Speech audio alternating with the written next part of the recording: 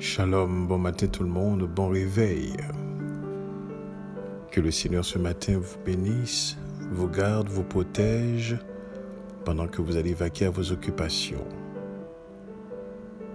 Et si aujourd'hui c'est votre anniversaire, eh bien nous voulons vous souhaiter joyeux anniversaire. Soyez bénis, soyez heureux, soyez contents, soyez conscients. Et si vous êtes seul, nous voulons vous dire que vous n'êtes pas vraiment seul puisque dans sa parole, il nous a fait cette promesse « Je serai avec vous tous les jours jusqu'à la fin du monde ». Donc, nous savons qu'il est là, d'une manière ou d'une autre. Il ne manquera pas sa parole. Maintenant, la question qu'il faudrait se poser, c'est plutôt à quel point en sommes-nous conscients de cette présence ? De plus en plus, nous devenons conscients de sa présence. De plus en plus, cette présence nous transforme. De plus en plus, nous en prenons conscience. De plus en plus, nous devenons semblables à lui. De plus en plus, nos actions sont contrôlées. Nos émotions, nos sentiments, nous comprenons plus clair. Et à chaque jour, nous ne voulons que rester conscients de sa présence. Si vous n'êtes pas encore rendu à ce point-ci, demandez au roi Kodesh de vous aider à être de plus en plus conscient de sa présence.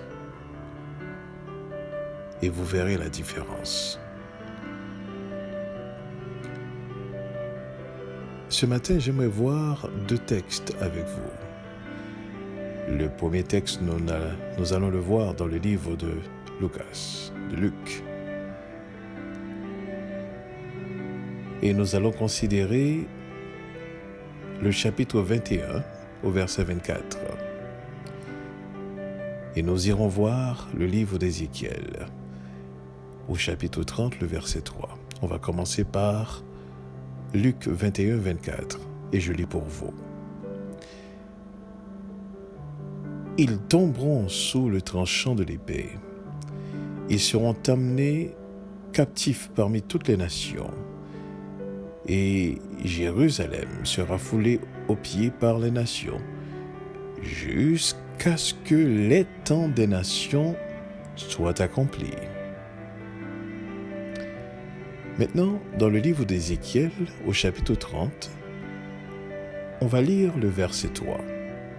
« Car le jour approche, le jour de l'Éternel approche, jour ténébreux. Ce sera le temps des nations. »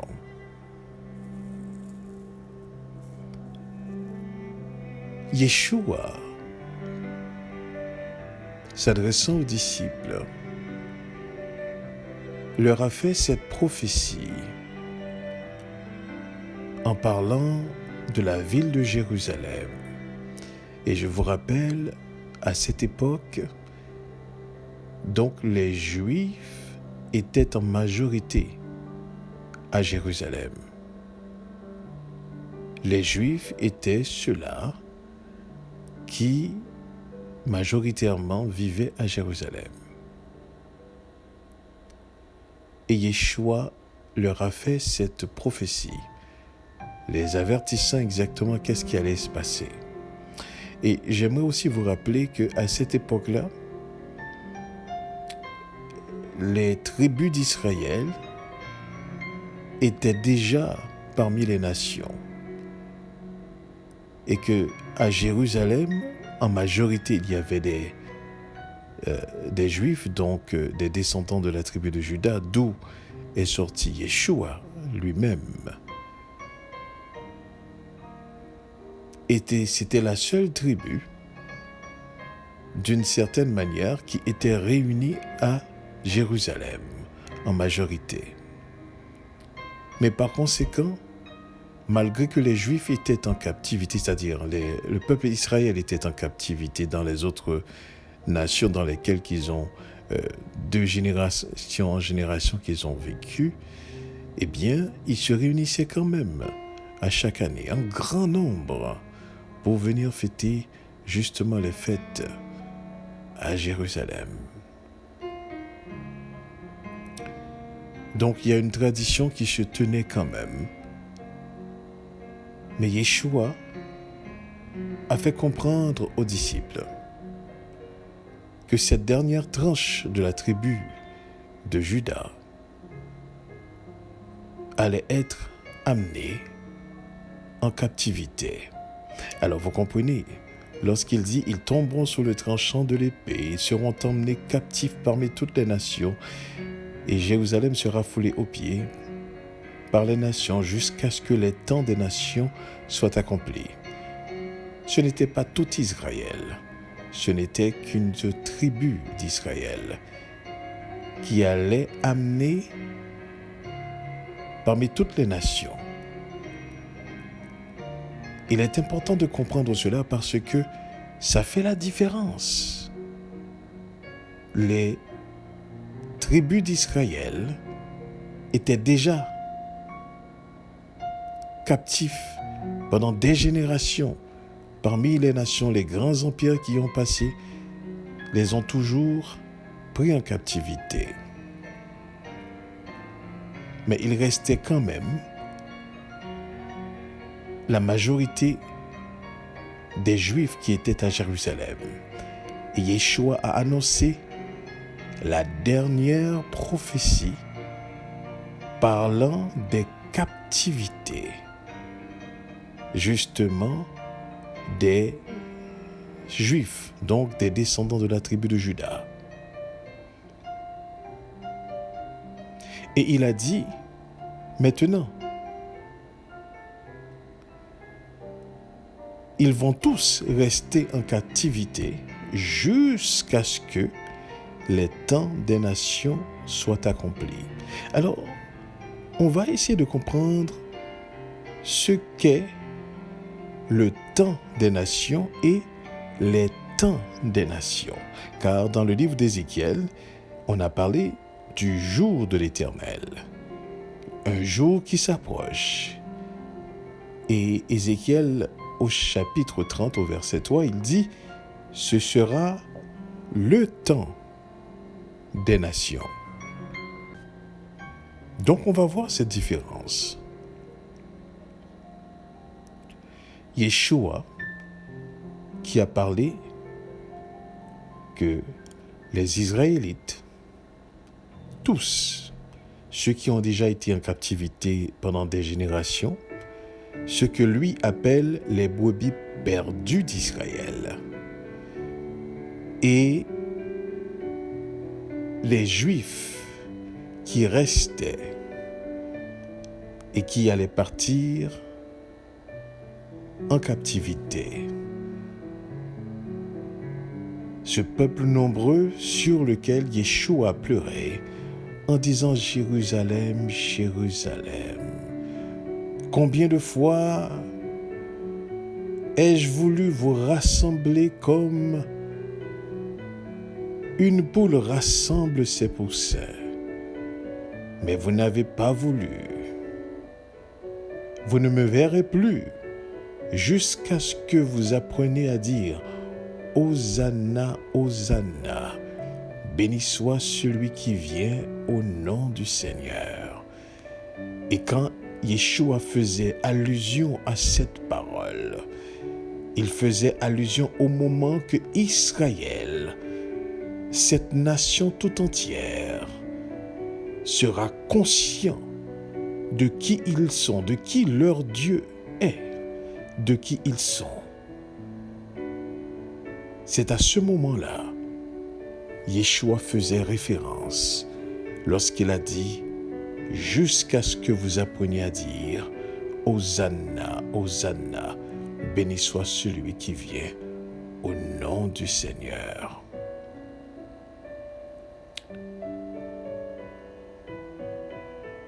Comprenez bien, prophétiquement parlant, nous nous trouvons dans les temps des nations. Et quand les temps des nations vont s'accomplir, à ce moment-là, il va y avoir ce mouvement, comprenez bien ceci, il va y avoir ce mouvement de rassemblement, ce que nous sommes en train de voir. Et quand je dis ce que nous sommes en train de voir, le mouvement de rassemblement se fera par des tribulations, par des événements qui nous dépassent. À ce moment-là, les nations ne seront plus en contrôle de quoi que ce soit, car leurs temps sont accomplis. Comprenez bien ceci.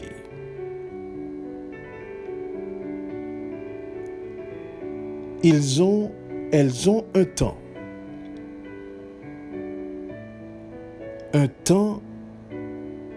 pour exprimer, manifester leur intention, un temps pour démontrer leur tendance.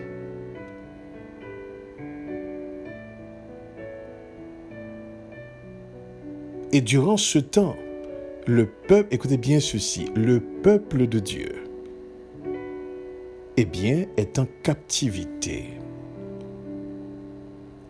Je faisais remarquer quelque chose à quelqu'un en disant ceci. Il y a une vérité que nous ne pourrons jamais effacer, et cette vérité est celle-ci.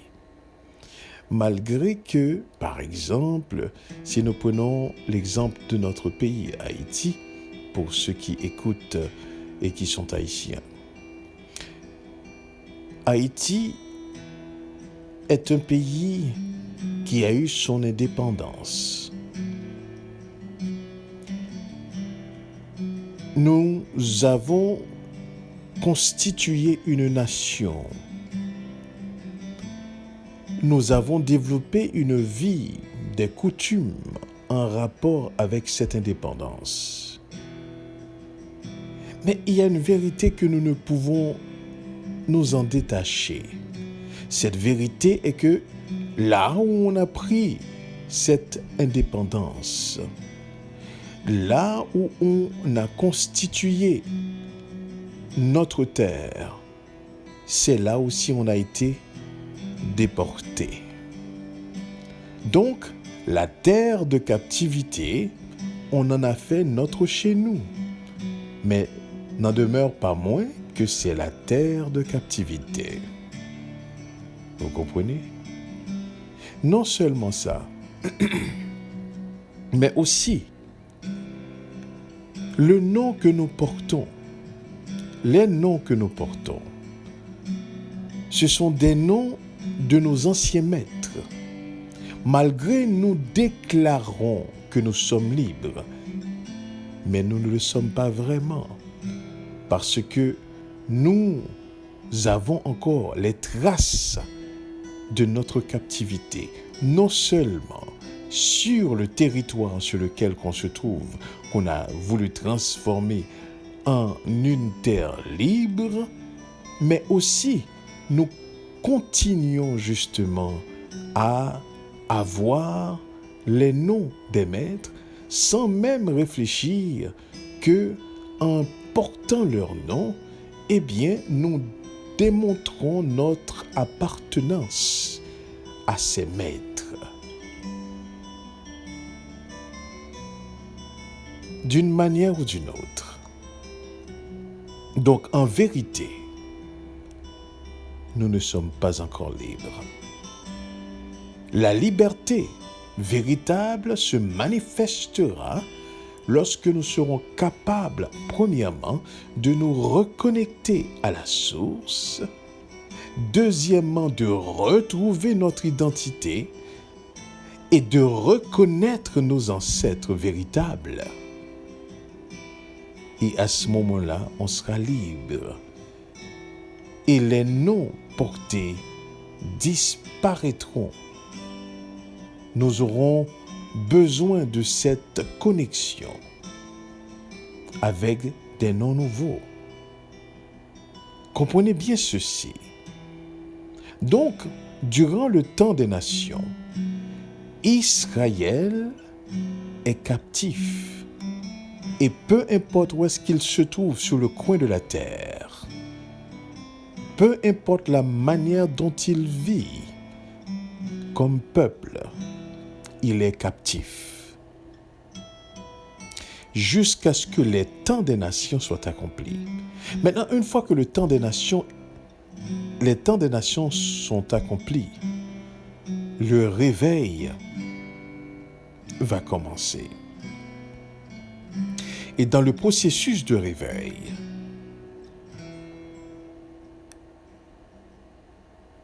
pendant la suite de ces événements qui vont arriver, car ce ne sera plus question des temps des nations. Maintenant viendra le moment du temps des nations, et qui n'est rien d'autre que le jugement des nations. Voilà le parallèle entre ce que Yeshua avait dit et ce que Ézéchiel, bien avant lui, avait annoncé.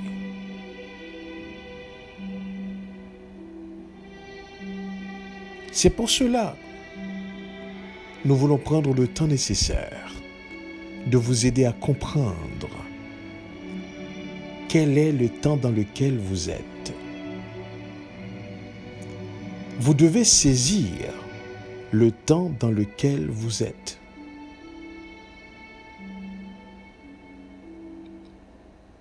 En tant qu'enfant de Dieu, il est important à ce que nous puissions suivre et comprendre par le roi Kodesh le temps des prophéties, pas à la manière religieuse, parce qu'il y a une interprétation qui vous a été donnée. Cette interprétation a été fabriquée dans la compréhension religieuse dans laquelle on a vécu. Lorsqu'on vous donnait cette interprétation, vous ne saviez pas qui était Israël. Lorsqu'on donnait ces interprétations, on s'était même basé. Par exemple, beaucoup de personnes ont pris pour acquis que le retour d'Israël, c'est quelque chose, d'ailleurs presque même toutes les assemblées en général ont pris pour acquis que le retour d'Israël, ça s'est fait en 1948, lors de la création justement de la nation d'Israéliens, la création de la nation israélienne. Mais le retour d'Israël est un élément qui déclenchera le retour des captifs partout à travers le monde. Pas sur un seul continent, partout à travers le monde.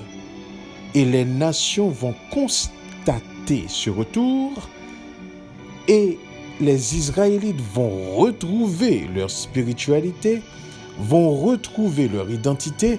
Et écoutez, ce n'est pas tout, parce que la raison pour laquelle que cela doit se passer n'est pas seulement pour que Israël retrouve son identité ou que Israël retrouve sa spiritualité, mais c'est pour révéler la gloire de Dieu.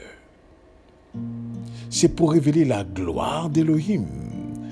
Parce que n'oubliez pas, tous les événements qui arrivent n'ont pour but que de révéler la gloire d'Élohim. Amen. Et cette gloire que cela révèle plongera les nations dans une crainte.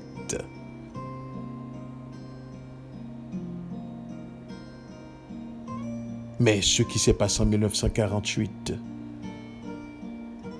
n'a plongé personne dans une crainte d'Élohim. Comprenez bien ceci.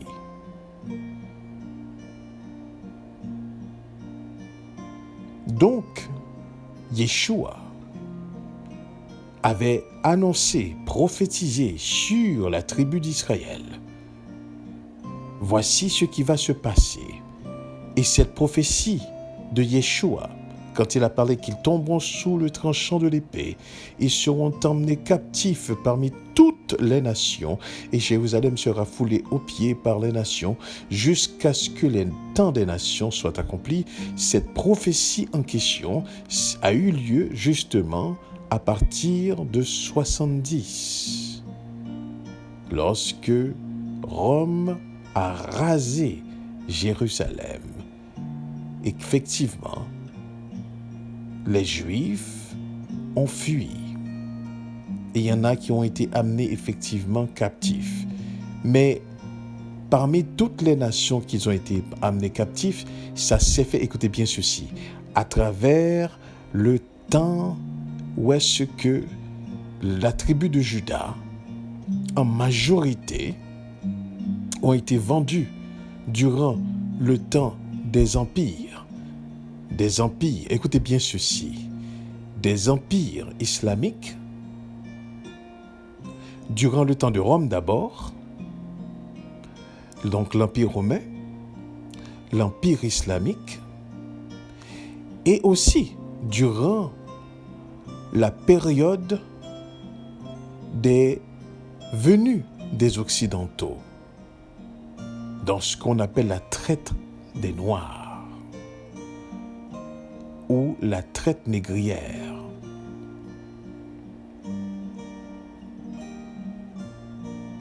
N'oubliez pas, il y avait déjà des tribus israélites qui étaient déjà amenées par des autres empires auparavant, mais qui sont restés sur les territoires et qui quand même voyageaient, pour certains d'entre eux, vers Jérusalem pour pouvoir fêter à la destruction de Jérusalem. Alors, ces enfants d'Israël n'avaient plus d'endroit pour venir fêter. Et c'est ainsi que chacun était dans ce territoire étranger, livrés à eux-mêmes. Il n'y avait plus rien maintenant qui pouvait les assembler. Et la tribu de Juda elle-même, était la dernière tribu à partir en captivité. C'est en reconstituant l'histoire que vous allez comprendre, que vous allez savoir certaines choses. Des choses que le roi Kodesh nous aide à comprendre, afin que nous puissions connaître la vérité. Nous avons tellement été leurrés dans l'histoire, parce que le but de l'histoire d'Israël n'a qu'un seul objectif, celui de révéler Elohim. Lorsque Elohim avait établi Israël comme nation, c'était pour être la lumière du monde, n'est-ce pas? Son but n'a pas changé. Il veut qu'Israël soit la lumière du monde.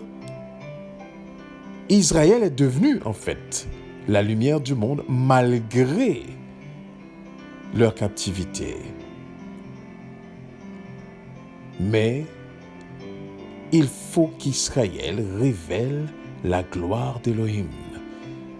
Et lorsque Elohim va rassembler tout le peuple en entier, lui-même, ce n'est avant, c'est Moïse qui était envoyé. Maintenant, c'est lui-même qui fera ce rassemblement. À main forte et à bras étendus, il fera ce rassemblement afin de révéler sa gloire. Donc, jusqu'à ce que les temps des nations soient accomplis, Jérusalem sera foulée aux pieds par les nations. Important de comprendre ça. Ça veut dire que Jérusalem sera un endroit habité, un endroit fréquenté par les nations, jusqu'à ce que le temps des nations soit accompli. Et une fois que c'est fait, c'est le rassemblement, le grand rassemblement qui va se faire. Et à ce moment-là, le processus du jour qui s'approche, ce jour qu'a parlé Ézéchiel, ce jour qu'a parlé Amos au chapitre 5 au verset 18, ce jour qu'a parlé Ésaïe au chapitre 13 au verset 9, ce jour qu'a parlé Joël au chapitre 1 au verset 15, ce jour qu'a parlé Malachie au chapitre 3 au verset 23, ce jour qu'a parlé Sophonie au chapitre 1 au verset 14. Écoutez, tous les prophètes quasiment ont parlé de ce jour de l'Éternel, qui sera un jour de jugement. Ce sera le temps des nations.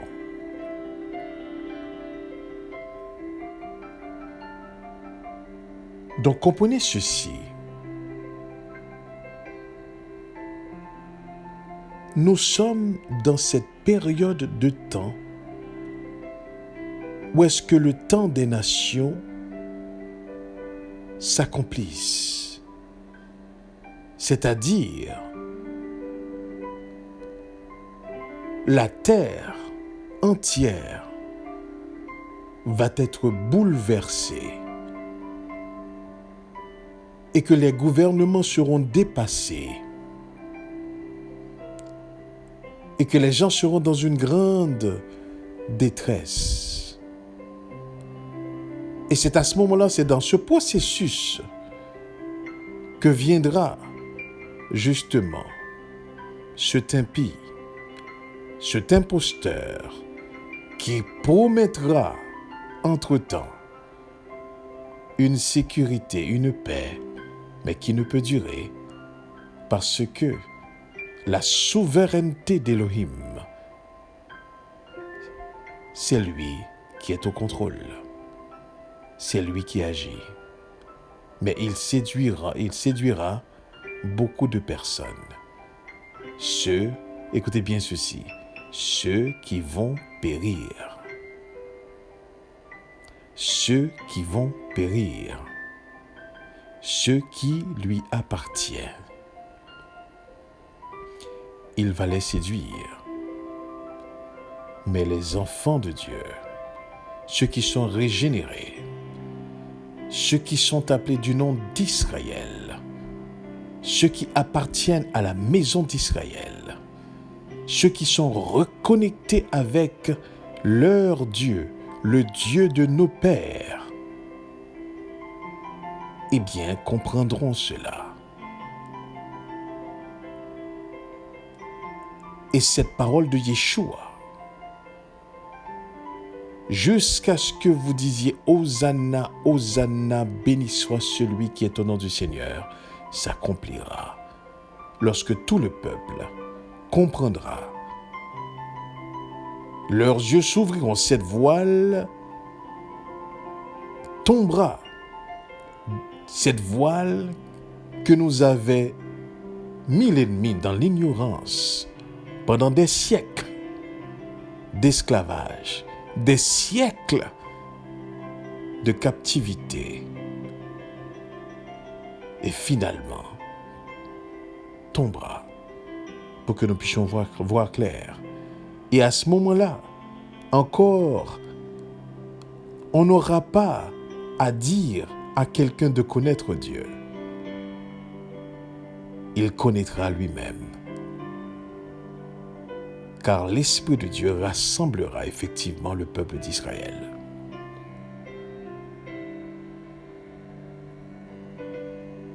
Ils tomberont sous le tranché de l'épée, ils seront amenés captifs parmi toutes les nations. Et Jérusalem sera foulée aux pieds par les nations jusqu'à ce que les temps des nations soient accomplis.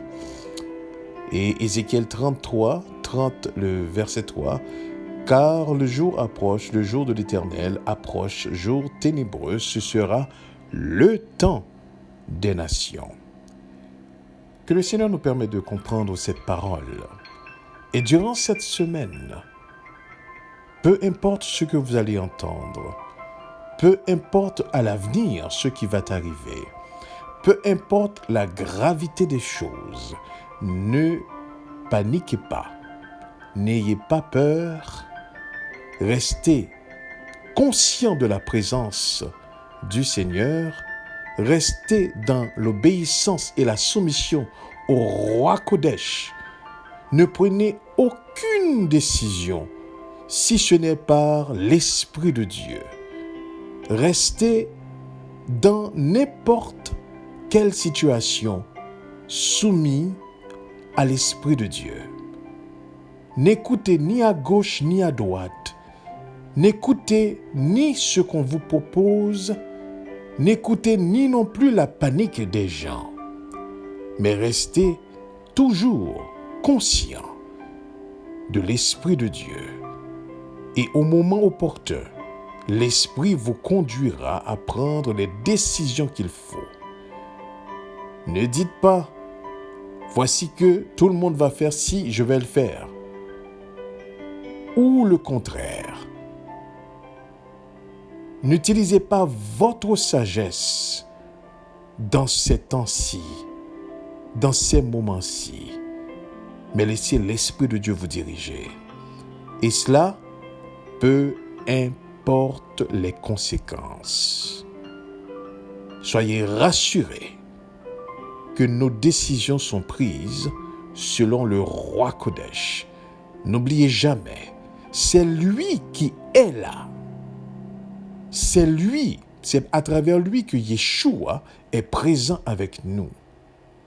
Et c'est l'Esprit de vérité qui nous apprend qui est Yeshua véritablement, qui nous conduit dans toute la vérité et qui nous annonce les choses à venir. Restons conscients, restons préparés, restons en prière, restons vigilants. Que le Seigneur vous bénisse. Amen. Amen.